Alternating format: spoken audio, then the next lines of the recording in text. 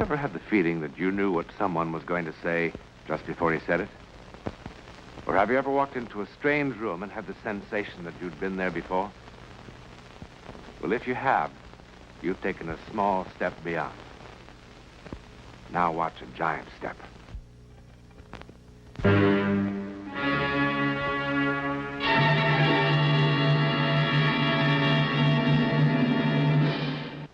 It's a lovely house, isn't it?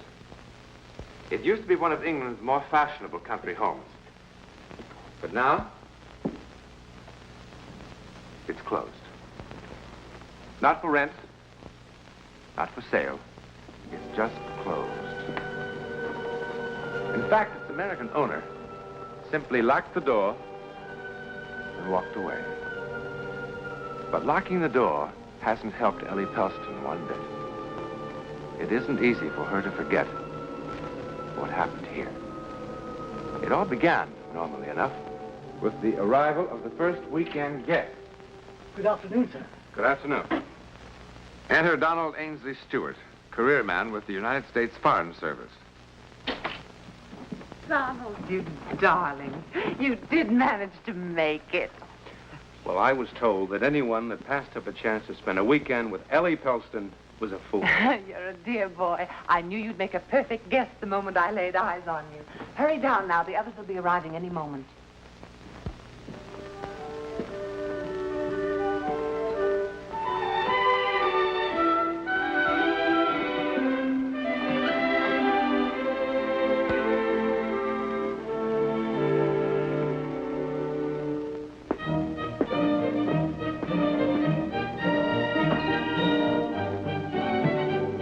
May I help you unpack, sir? No, thank you. Can I get anything for you, sir? No, thanks.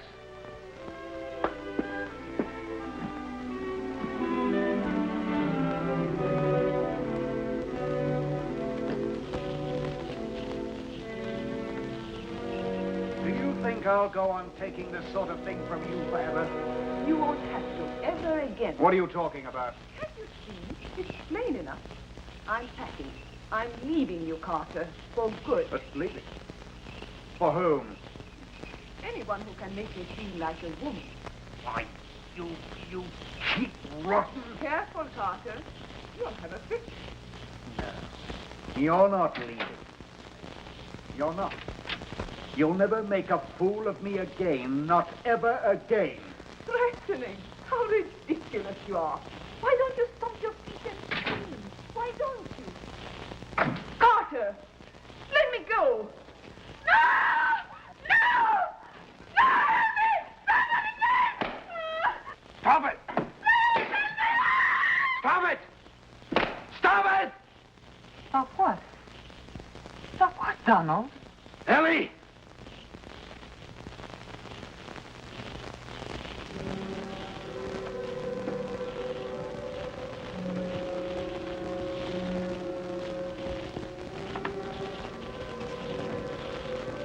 Donald?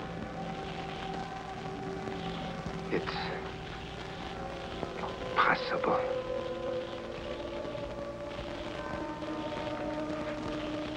Gone? Donald, who's gone? They were here. They were.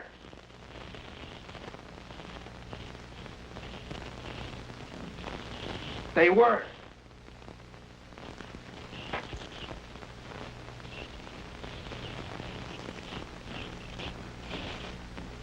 Who was here? I don't understand. Donald, are you all right? Ellie.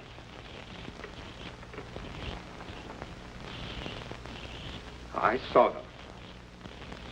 A man and a woman.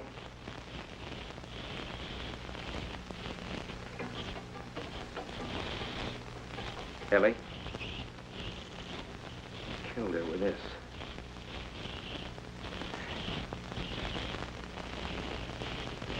There was a fire in there.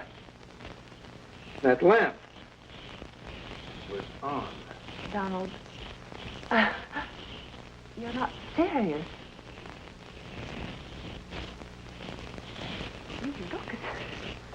I mean, you really do look as if you'd seen a ghost or something. You'd better have yourself a drink. Come on, I'll fix you one.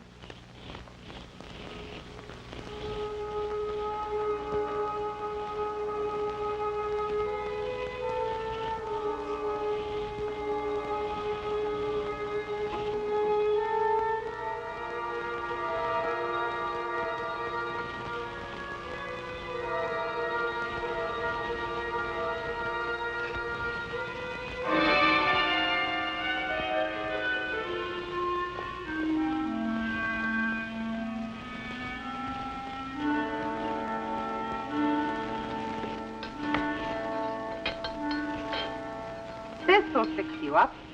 7 different kinds of rum, a dash of bourbon, and all kinds of marvelous things. Oh, now that must be some of the others. Help yourself. I'll be right back, Donald.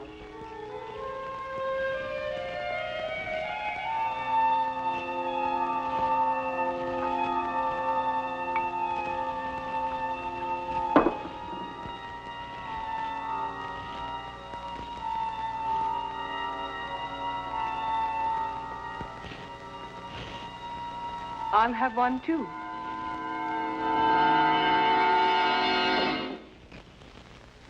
Well, I haven't made an impression like that in weeks.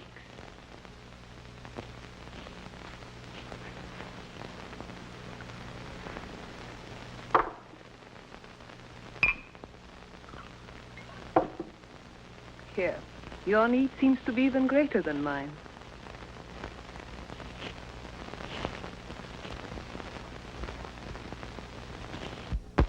Was the drive down from London terribly exhausting? Oh, it was a bore. It was a terrible bore. I got so tired looking at the back of that chauffeur's head. Every place we go with Julian, we always have to drive. Just once I would like to be able to go by train. The car's quicker. Oh, the car is quicker. And if I say I'd like to go by aeroplane? The car's more comfortable. You see, he's stubborn. With Julian, every day has to be like yesterday. When you discover the best way to do a thing, it's foolish to change. None of you know my new friend, Donald Stewart.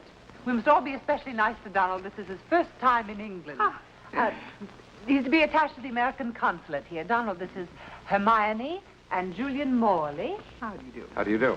How do you do? How do you do? And this lovely young thing is Claire Seymour. That is the secret of Ellie's success with people.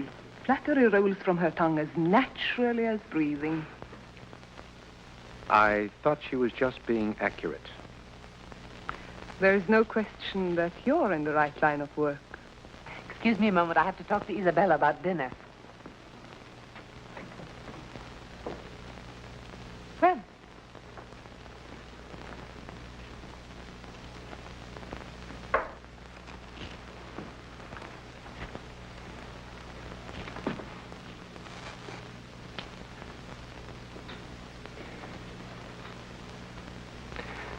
Now, I know what I'm going to say will sound not the way I mean it to sound, but have I met you somewhere before? I'm disappointed in you. After that lovely compliment, I expected something more artful. No, I mean it. Have we met somewhere? If we had, I should hope you wouldn't have to be reminded. Now, please. This is terribly important. Well, Ellie said you'd never been to England before. I just arrived here 2 days ago. Since I've never been to America. Now, you just arrived here, or didn't you? Yes. I mean, just a moment ago, just before I saw you and dropped that glass. Yes, but why is it so important? And what made you look so strange when you first saw me? Because... No, it's too ridiculous. What is, for heaven's sake? No. Now, you've just met me. And if I told you what I have just seen, you would know that I was a complete fool. Try me. Perhaps after I've known you for a while. I hope that won't take too long, Donald. I don't quite know what to make of you, but your approach is certainly intriguing. On the contrary, I find it quite obvious and rather disgusting. You always put things so delicately, Carter. Meet my boor of a husband, Donald. Every time he opens his mouth, some new horror comes out. A natural result of being married to you, my love. Carter, how nice to see you. But Claire said you weren't coming. I couldn't bear to spend a whole weekend separated from my loving wife. And I was so looking forward to a pleasant weekend. I'm sure. That's why I changed my mind. You see how it is. Mr. Stewart is a friend of Ellie. We only met 2 minutes ago.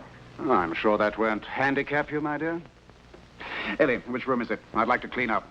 Your usual. Which room is it?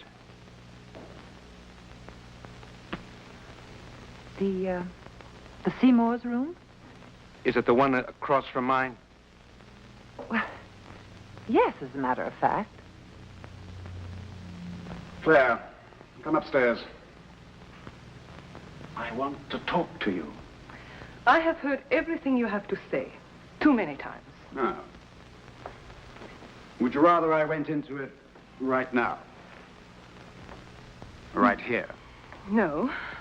I see no reason to bore everyone. Good afternoon, Carter. Oh, hello. Hello, Julian. Hello. I think I'll finish unpacking. Dinner's at 8, Donald. Oh, by the way, we make it a custom of dressing here for dinner on weekends. I hope you don't mind. Makes it more of an occasion somehow. Not at all. Dress for dinner. That means that Claire and her husband will be in dinner clothes. Yes.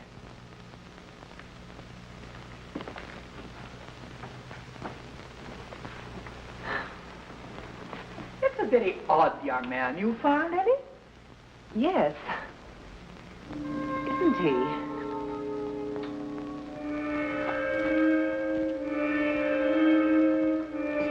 Do you suppose I like making scenes like that? I hope you don't do it for my amusement. Now, Claire, please. I can't take any more today. All right, darling. Let's forget it. Are you lost?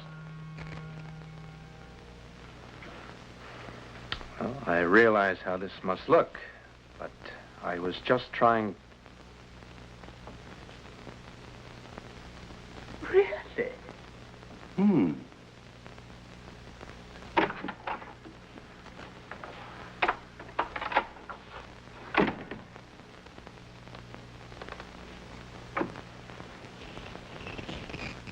And I can't blame you a bit if you've already made up your mind that I've lost mine. Donald, it could have happened to anyone. You don't have to explain anything. Yes, but if you had seen and heard what I did, sure, the easiest thing for me to do would be to leave. But I can't, because I can't help but believe it was a warning. A warning? What I saw up there this afternoon in that room, I saw Carter Seymour murdering Claire. You saw it, Donald? Yes, I saw it. I saw it. And I heard it. Donald, it's easy to understand how you might get such a notion. They do fight quite a bit. But they've been married for 6 years, and it's always been like that. They really adore each other. It's their private kind of lovemaking. It's really, everyone knows, quite harmless. How could I have seen and heard what I did before I ever met them? Before they even arrived? How could I have seen them in that room while they were still miles from here? Well, look, I know how this sounds, because if I heard what I'm telling you about, I'd call a doctor. And now you believe that what you saw really will happen? Oh, no, I don't. I don't believe that. I can't. How can I believe such a thing? But I know it. Just the same. What do you want me to do? I don't know. I don't know what anyone can do. Change rooms, separate them. I don't know. you had experiences like this before, Donald? I mean, I know a lot of hostesses who'd welcome the addition of a few ghosts to lend a bit of interest to an otherwise dull establishment, but believe me, You still think I've lost my mind, haven't you? No. I wouldn't put it that strongly. Well, if you insist on making an issue of this thing, I do have my other guests to consider. They're dying for a drink. Martinis? Excellent idea. Stuart, I want to apologize for... Your dress. You've got that look on your face again. It's the same one, the one I saw before, on her. On who? Anyway, it better not be. It was sold to me as an original. Well, there, you see. How could I have imagined an original dress?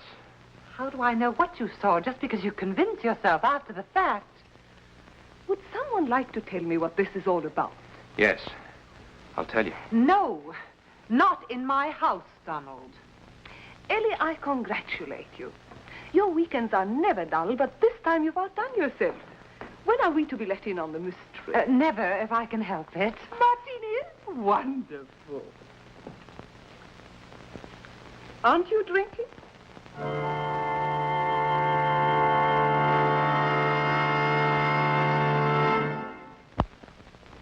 Carter, can't you ever say anything nice about anyone? Not if I can help it. You know, you used to be such a nice little boy, but you've grown into such an unpleasant young man. I think Marie's a lovely child, Carter. Lovely.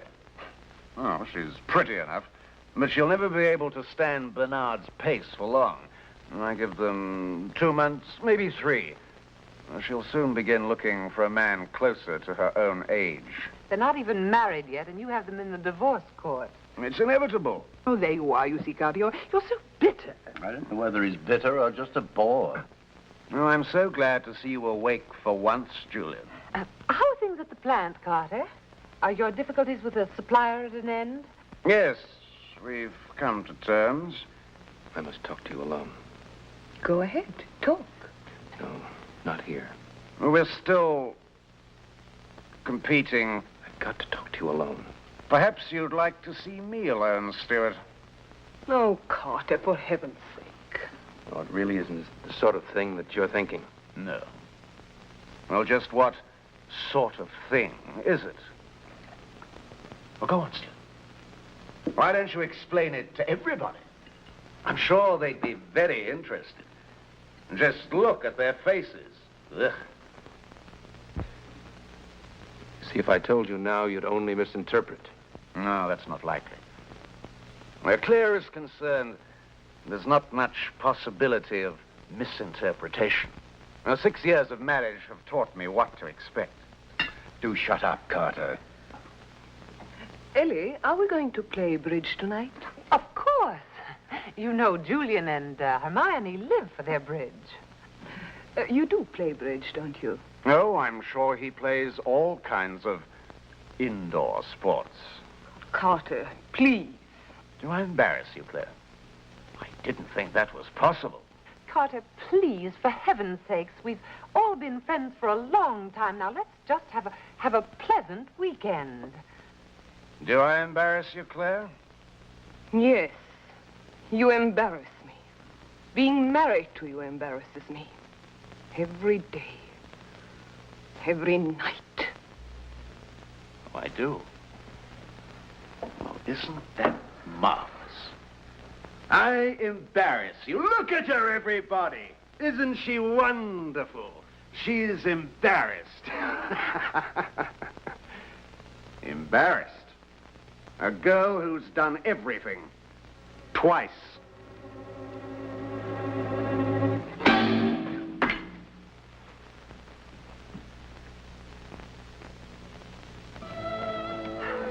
One spade. 3 cards. Pass. 5 clubs. Ah. Perhaps. Pass.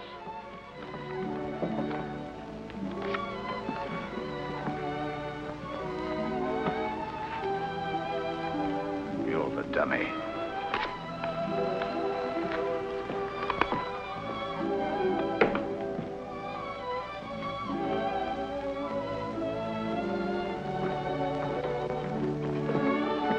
Mr. Stewart, you are the dummy. Oh, I'm sorry. Can you excuse me? You know, Ellie, he really is a very odd young man.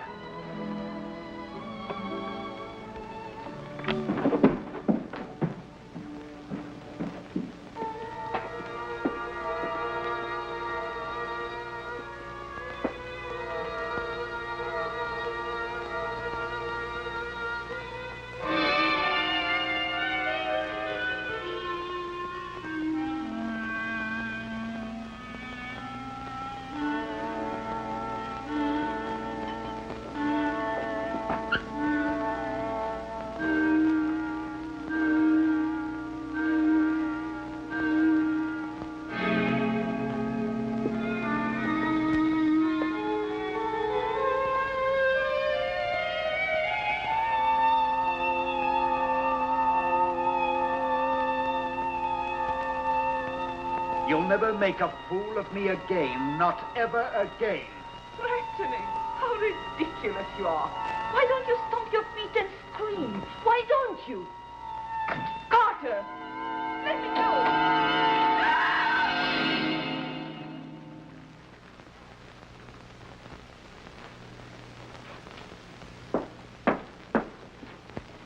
Now, wait.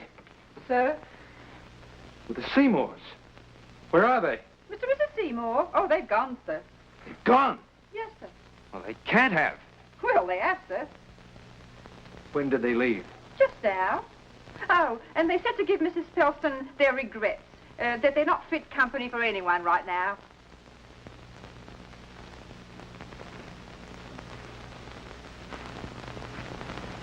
Is there anything I can do for you, sir?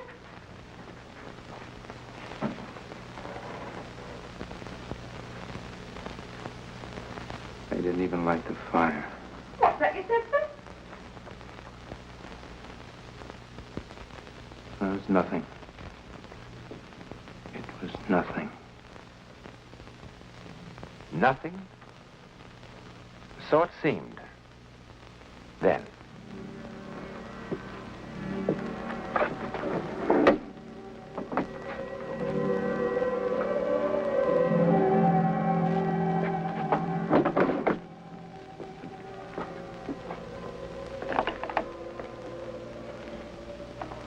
But it was hardly nothing. Call it mental radio, or whatever you like. Donald Stewart's experience was not a simple hallucination. It was an accident in time.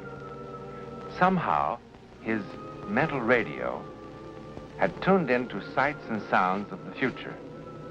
Sights and sounds that for some people, in some rare situations, seemed to repeat over and over again, from the past or the future, like an echo in the corridor of time. What Donald Stewart saw and heard did happen, just as he had seen it and heard it, in the same room, on that same September weekend, but a year later. Unfortunately, on the actual and fatal weekend, he was not there to interfere with fate. Now, perhaps as many believe, fate is inexorable, and nothing and no one can change it. Or perhaps not. In a moment, a preview about next week's One Step Beyond. Next week, and every week, we'll be bringing you the personal records of the rarest kind of human experience. Man's adventure in the world of the unknown, that mysterious psychic world beyond our five senses. This is your invitation to take with us that astonishing one step beyond.